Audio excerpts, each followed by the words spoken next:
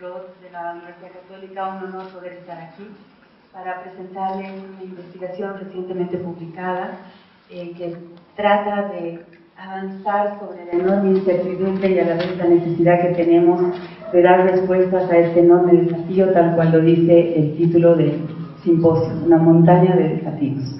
Bueno, buena parte de nosotros sabe que la cumbre de Copenhague de 2009 fue concebida básicamente como un fracaso, un impasse que no termina de resolverse hasta este momento, y hubo una inquietud en las personas del Instituto Bolivariano de la Montaña, muy particularmente de Dirk Hoffman, de ver cómo podíamos, a pesar de estos problemas internacionales, de esos terribles impases en el marco internacional a los que Alejandra Moreira también se ha referido, empezar a dar respuestas que pudiesen ser efectivas desde nuestro ámbito nacional y local. Tenemos un mundo en que las emisiones aumentan un 3% al año. De hecho, se está hablando todavía en el ámbito internacional de una intención de limitar el aumento global de la temperatura en este siglo en 2 grados. Pero ya sabemos que eso es muy poco probable y es cada vez menos probable. Entonces tenemos que empezar a imaginarnos escenarios en que el aumento global promedio en el siglo XXI, insisto, con todos esos elementos, pudiese ser de más de 2 grados y por tanto pudiese ser más serio en sus impactos. Bien, aquí lo que tenemos son los famosos escenarios producidos por el Panel de Cambio Climático, que es una instancia de expertos que se ha creado en el marco de las negociaciones de cambio climático, y esta instancia ha establecido escenarios, a su vez, de emisiones, quiere decir posibilidades. Se imaginan, podríamos emitir tanto menos, dependiendo de ciertas condiciones, básicamente de si el mundo se orienta más hacia la ecología que hacia una lógica marcadamente económica, y si el mundo está más globalizado e integrado, o si el desarrollo se va a dar más en términos de núcleos regionales, por así decirlo.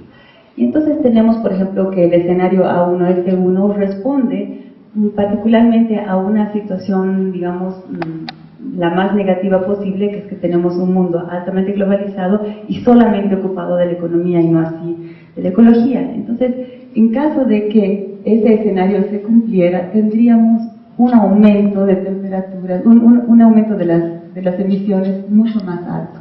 Tenemos otros escenarios como el B1, que suponen que vamos a poder en realidad, porque se referían hasta el 2010, en estos años mejorar y mitigar las emisiones. Lamentablemente, las observaciones empíricas de las emisiones actualmente emitidas, o sea, lo que se está midiendo más allá de los escenarios, como verán, corresponde al escenario más pesimista. Es decir, el mundo no está reaccionando de la peor manera posible ante el cambio climático. No estamos logrando mitigar las emisiones. Muchos de ustedes deben saber que una persona, Keeling, se puso a medir las concentraciones de dióxido de carbono alrededor en 1958, y gracias a esa estación de medición ubicada cerca de Hawái, tenemos un histórico de concentración de partes por millón en la atmósfera de CO2, y podemos ver ese dramático incremento, especialmente en los últimos 20 años. Estamos 395, leí el otro día una noticia que ya hemos pasado los 400, aunque todavía hay que verificar ese dato. En todo caso, las últimas mediciones verificadas hablan de 395 ppm, tomando en cuenta esta referencia de los 180 ppm. Estamos en unos niveles de dióxido de carbono de concentración, digamos, no conocidos hace miles de años. La estabilidad ambiental en la que la civilización humana se ha desarrollado en los últimos 12.000 años ha tenido una concentración más o menos estable en este orden, y nosotros en pocos años estamos cambiándola en estos niveles. Estamos generando verdaderamente una potencialidad de inestabilidad climática y por tanto social y económica enorme. Adelante. Entonces, lo que nos corresponde responsablemente pensar es qué hacemos con estos desafíos, aún en el marco de la enorme incertidumbre existente. Sigamos, por favor. Si es que el escenario A1, F1, que es insisto, el que está correspondiendo más a las emisiones actualmente medidas hasta el momento, entonces hasta, como ustedes ven, hasta el 2100 podríamos tener un aumento de hasta 5 a 6 grados promedio global. Esos son unos aumentos que no se conocen desde el Paleoceno, magnitudes que no hemos conocido hasta el momento. Más allá de los modelos globales, nosotros ya podemos percibir claramente los efectos del cambio climático en esta región, en general en Bolivia, pero en esta región en particular. Les recuerdo que estábamos hablando de la región del Altiplano Norte. Tenemos cambios de patrones en las precipitaciones, todos derivados de un aumento de temperatura y eventos extremos más frecuentes y más severos. Estas son ya observaciones, varios estudios lo están diciendo, muchos estudios de percepción, y hay otros estudios científicos. En Bolivia todavía tenemos problemas con los datos, pero bueno, con lo que sabemos ya podemos decir que efectivamente estamos sintiendo los efectos del cambio climático. Adelante. Probablemente el caso de los glaciares tropicales sea el más emblemático y el más claro e indiscutible. Aquí tienen fotos de un mismo glaciar. En 2007, la reducción en 2009, estamos hablando de tiempos muy cortos. La reducción en 2012. Pueden ver claramente las fechas señalan cómo se pierde este glaciar. Bien. Tenemos, sin embargo, y esta es una especie de cierre en relación a lo que estaba diciendo, que los modelos globales, que son todavía muy generales, los modelos regionales que se están derivando de estos modelos globales son todavía insuficientes y nos dan datos contradictorios, básicamente por un tema de escala, y en el caso de la montaña, por un problema de alta variabilidad en la topografía. Eso hace que si tenemos una unidad básica de 50 kilómetros por 50, el modelo no da razón de la realidad en el terreno, porque en un espacio de 50 kilómetros, en esta región montañosa podemos tener unas variaciones de altitud y por tanto ecológicas muy importantes. Por tanto, estos modelos regionales que se están desarrollando son todavía y serán todavía insuficientes en los próximos, podemos suponer, 10 años. Sin embargo, sabemos que el tema del cambio climático tiene una inercia y que lo que estamos viviendo ahora son las consecuencias de las emisiones de los últimos 30 años. Por tanto, también sabemos que corresponde empezar a pensar qué vamos a hacer en los próximos años, aún a pesar de no tener la información científica exacta que quisiéramos. Entonces, la idea de la investigación trata de dar respuesta a este dilema, por así decirlo, y lo hace a través de la elaboración de unos escenarios, esta vez sociopolíticos, así decirlo, en esta región, porque parece importante también concentrarse en unidades territoriales más pequeñas que un país, ¿no? Precisamente porque hay unos sistemas tanto sociales como ecológicos que generan unas ciertas unidades socialmente interconectadas con las demás. Adelante. Bien, en este marco nosotros hemos tomado en el estudio un supuesto, que es un supuesto que se puede discutir y se pudiera utilizar otros supuestos, pero hemos utilizado los datos ¿pueden pasar una más? A partir de una conferencia muy importante que se dio en Oxford en 2009, cuando muchos científicos han empezado a decir no vamos a poder limitar el aumento de las temperaturas promedio global a 2 grados, sino muy probablemente estemos entre 4 y por encima. Entonces estamos utilizando esta base científica que en el libro está muy bien explicada y ustedes pueden recurrir, ahí están las fuentes, para suponer que lo que tendríamos es una base de 4 grados promedio global.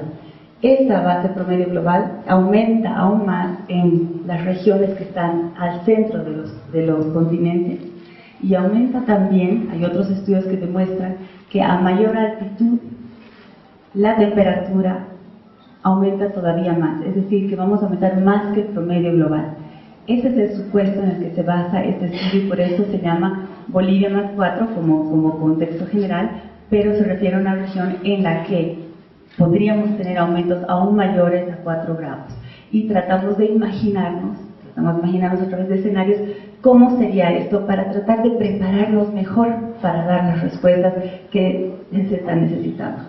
Como ustedes verán, esta es la diferencia de las que les hablaba antes.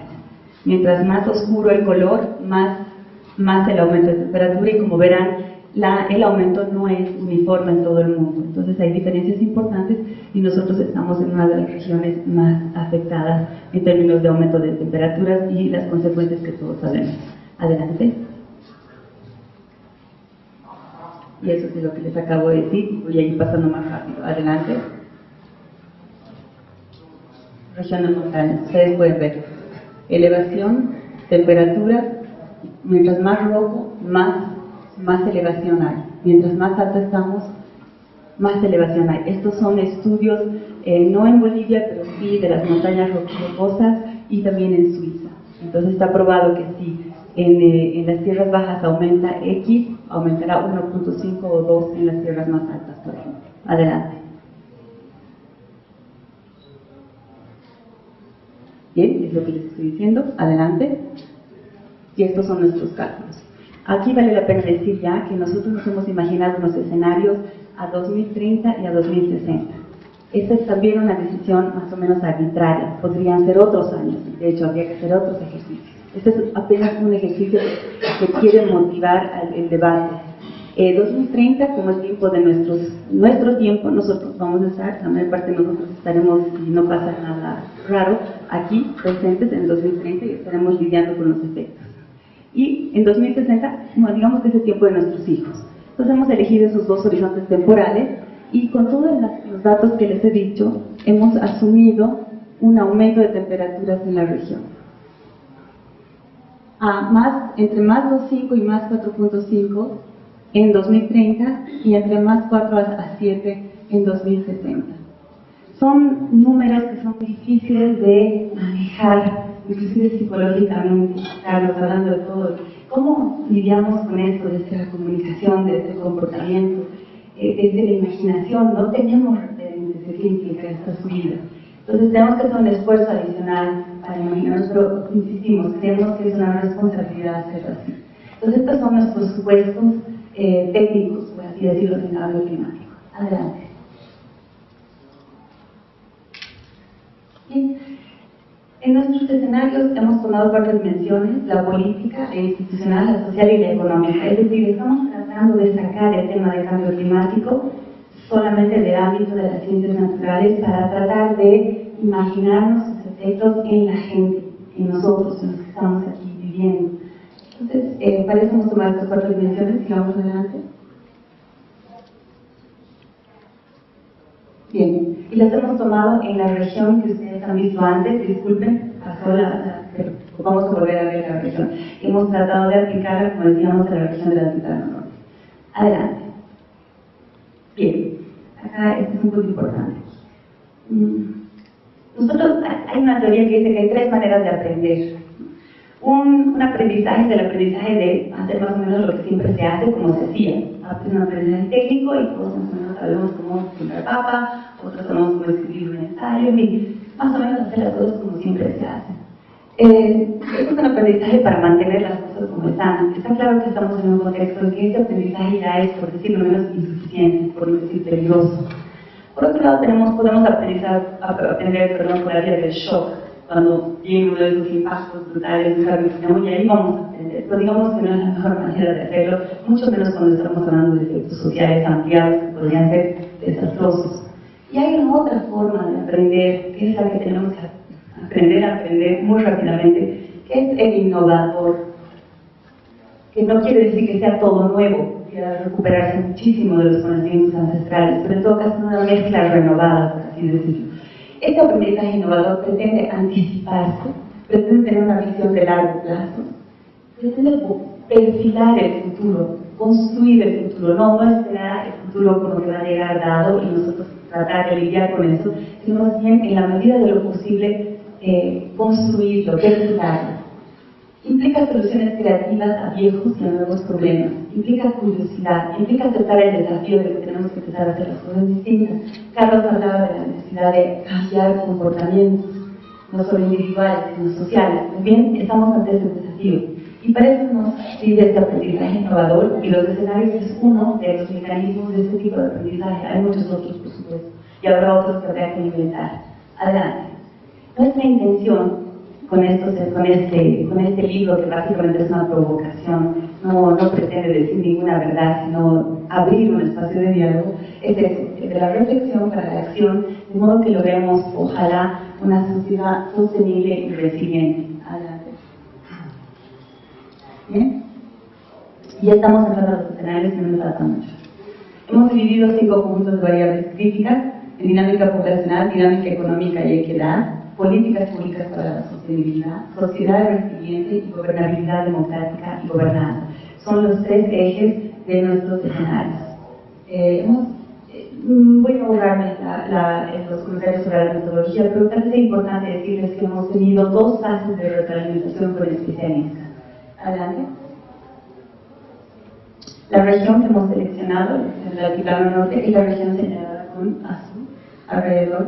Es una región que incluye 2 áreas, un área metropolitana importantísima, La Paz, el Alto, incluye una planicie, una altiplanicie, y incluye parte de las montañas, un sistema montañoso que vale la pena decir que 20% de los glaciares tropicales están en la región. Bueno, esta es la región que hemos elegido. Adelante. Y este es el modelo sobre el cual hemos hecho correr, por así decirlo, los escenarios. Esto parece muy complicado, pero lo voy a simplificar. Básicamente, el cambio climático genera aumento de temperatura, retroceso de glaciares, cambios en régimen de precipitaciones, eventos extremos, sequías, inundaciones, heladas. Todo eso ya, la mayor parte de nosotros acá lo entendemos. Esto a su vez impacta de diferente manera en el área rural y en el área urbana. Por ejemplo, en el área rural tiene efectos adversos en la producción agropecuaria. En el área urbana, por ejemplo, generaría muy probablemente unas migraciones adicionales campo-ciudad. Y en un ámbito compartido generaría, por ejemplo, pérdida de infraestructura de servicios justamente por los eventos extremos. Todo esto tiene un otro rebote, por así decirlo, que se podría verificar, por ejemplo, en inseguridad alimentaria y pérdidas económicas. Esto es muy obvio, no estoy diciendo nada nuevo, es nada más una forma de ordenar el pensamiento. Esto a su vez podría generar pobreza, inequidad, vulnerabilidad y complejidad social, elementos que se retroalimentarían para fortalecerse. Sin embargo, aquí en este ámbito tenemos aquello que podríamos hacer, hablando del conocimiento innovador y de las acciones, lo que podríamos hacer para cambiar, y las flechas pretenden explicar eso, para cambiar estas dinámicas. Y ahí tenemos justamente las políticas públicas, la acción social, la sociedad resiliente y la gobernanza. Obviamente los temas de política exterior y política de migración en general son muy importantes, así como la de la adaptación. Eso lo hemos visto muy claramente en la exposición previa. El ámbito internacional es fundamental en cuanto a, como está allá, a financiamiento, a convenios de migración, etc. Entonces, este es un poco el modelo sobre el cual hemos hecho correr, les decía, los escenarios. Adelante.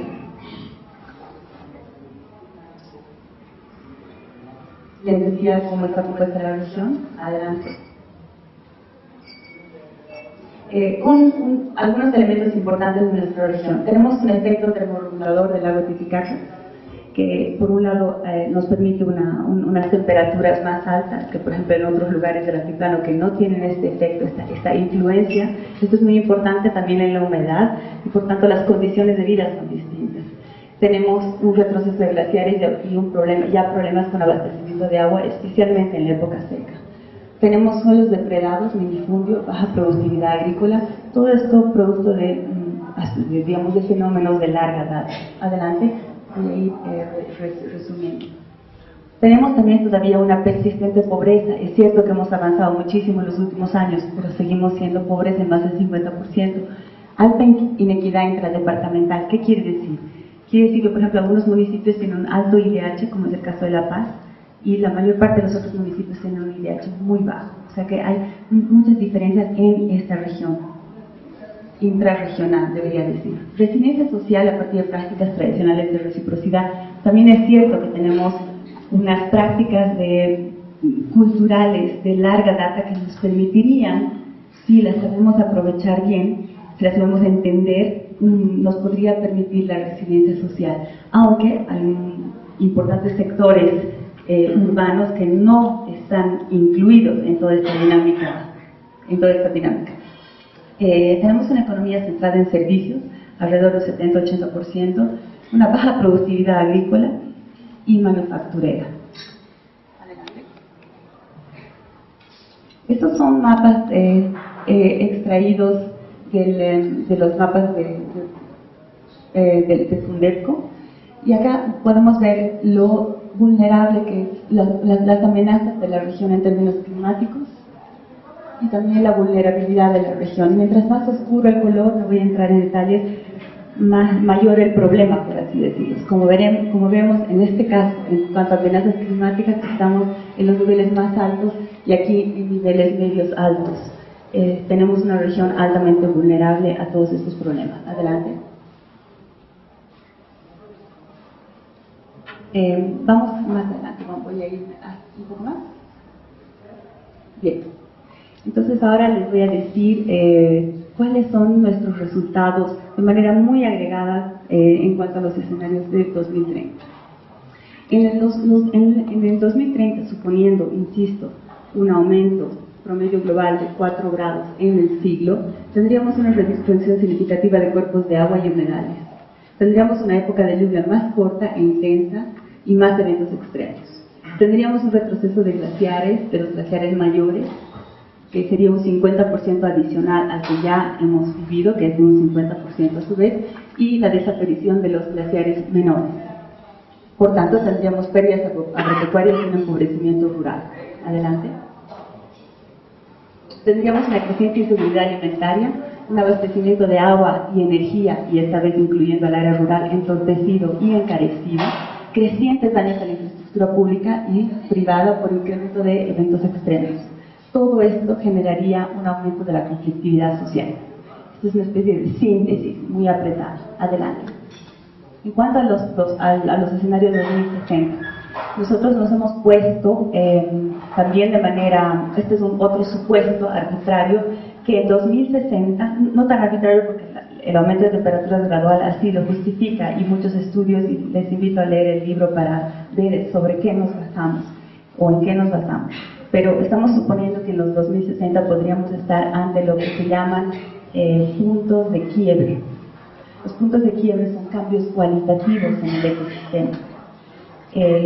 Hay estudios que demuestran que, paleoestudios del lago Titicaca, por ejemplo, un estudio de Bush, que hubo en otras épocas un aumento de temperaturas entre 1 y 2 grados, y con ese cambio de temperatura entre 1 y 2 grados, el lago Titicaca tuvo un retroceso de hasta 85 metros en relación al espejo actual.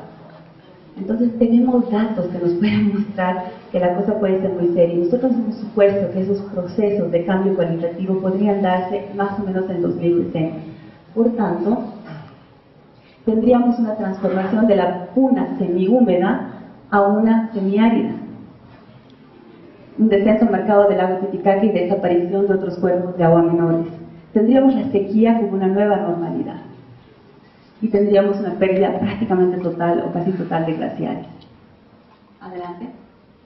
Por tanto, tendríamos problemas crónicos y críticos de abastecimiento de agua y energía, una drástica reducción de la producción de alimentos por inestabilidad climática, el sistema sería inestable, inseguridad alimentaria y aumento de la pobreza. Bien, la afectación sobre la infraestructura sería aún mayor, y por tanto tendríamos grandes distorsiones socioeconómicas y políticas, es decir, una inestabilidad social sistémica.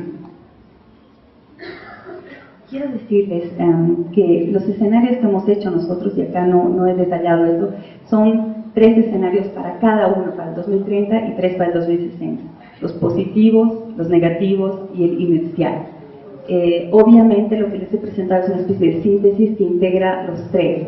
Podríamos lidiar en los escenarios positivos en mejores condiciones, pero los desafíos están ahí. Los desafíos no van a desaparecer porque no dependen de nosotros. Lo que sí depende de nosotros es, qué sé yo, las políticas públicas, la cohesión social, las ideas que tenemos para lidiar con eso. Esa es la parte que digamos, estaría bajo nuestro control.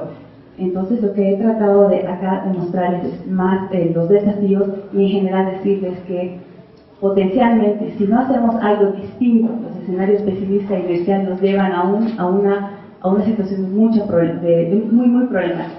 Si no hacemos algo distinto de lo que estamos haciendo ahora, vamos a estar enfrentando serios problemas previsiblemente. No dejan de ser escenarios, no son predicciones, son escenarios. Bien, y voy a ser muy breve en cuanto a las conclusiones y recomendaciones, no me las voy a leer todas, pero es importante, ya que quisiera rescatar estos dos. La sensibilización ciudadana, necesitamos de la participación de las personas. No hay forma de hacerlo, no hay otra forma de hacerlo. Y así tan difícil, y siempre hablamos de sensibilización ciudadana, probablemente podríamos hablar con otros conceptos de esto, probablemente hay muchos mejores conceptos. Pero en todo caso, el punto es que tiene que ser un cambio verdaderamente social, amplio. Por otro lado, necesitamos unos liderazgos distintos, liderazgos capaces de decirle a la gente las cosas que no quieren oír, las cosas que es difícil decir. Y aún así, no desmovilizar ni aterrorizar, sino movilizar. Que asumamos todo eso como unos desafíos. ¿Bien? Adelante. Bien, en cuanto a la institucionalidad pública, lo que yo quisiera decir es, porque creo que mucho de esto ya se ha dicho antes y algunas cosas son francamente obvias, lo que necesitamos son instancias de gestión pública descentralizadas, más eficientes, y además cuando hablo de descentralización hablo de unas instancias descentralizadas que respondan a la realidad de las regiones, porque ahorita estamos divididos entre departamentos y municipios, y aquí en el ámbito ecosistémico hay otras lógicas, y nosotros tenemos que ser desde el ámbito subnacional capaces de responder a esas dinámicas, a esos subconjuntos que son regionales, en este caso por ejemplo esta región. Entonces ahora deberíamos tener una mancomunidad que incluya al municipio de La Paz, al municipio del Alto, pero también a Yacha y a La Paz. Se está tratando de hacer eso, pero no se lo logra. Y tenemos que hacer eso porque es la única manera de dar cuenta de los flujos de interdependencia que existen en la realidad. No lo podemos hacer de otra manera. En cuanto a las recomendaciones, también me gustaría elegir solamente dos para terminar esta exposición. Y es que necesitamos definitivamente, que ya que estamos en la universidad, unas políticas de investigación interdisciplinarias. Eso también lo ha dicho Carlos en su introducción, esa es una de nuestras recomendaciones. Pero también podemos hacer otras cosas muy concretas, por ejemplo, como incrementar los reservorios de agua para el 2030. Así lo podríamos hacer, obviamente, con todo el conocimiento que ya se está generando y que, según he visto en el programa, tendremos como muchas novedades de estas investigaciones que se están haciendo. Podemos experimentar con las variedades agrícolas más resistentes a las nuevas condiciones climáticas. Sé que la quinoa está generando problemas, por un lado un boom, pero por otro lado problemas ambientales, pero tal vez por ahí van las cosas. Finalmente hay otros países que se han adaptado a situaciones de gran sequía. Israel, por ejemplo.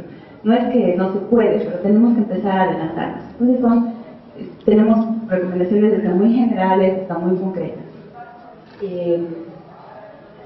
Finalmente, la transversalización del tema, también lo mencionó Alejandra Moreira, y, por ejemplo, un sistema de áreas protegidas regional. Deberíamos proteger al lago Titicaca, al Tuni Condoriri, deberían ser lugares protegidos, no lo son. Tiene que tener un régimen especial, es indispensable que sí lo hagamos.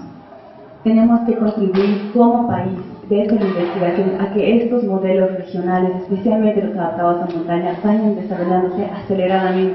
Se puede hacer financiamiento, capacidades técnicas que existen en el país, y seguramente que la cooperación internacional estaría en eso. Entonces, bien, quisiera cerrar esta mi exposición diciéndoles entonces que, insisto una vez más, estos escenarios no son predicciones, son nada más deducciones lógicas de lo que podría pasar con la información que tenemos, suponiendo que lo hagamos bien, que no lo hagamos muy bien, que lo hagamos como lo estamos haciendo ahorita. No podemos seguir como estamos, tenemos que operar ciertos cambios para poder lidiar desde la sociedad de mejor manera con estos enormes desafíos. Espero que este trabajo sirva como una provocación a abrir el diálogo en este sentido, con tantas otras. Muchísimas gracias por su atención.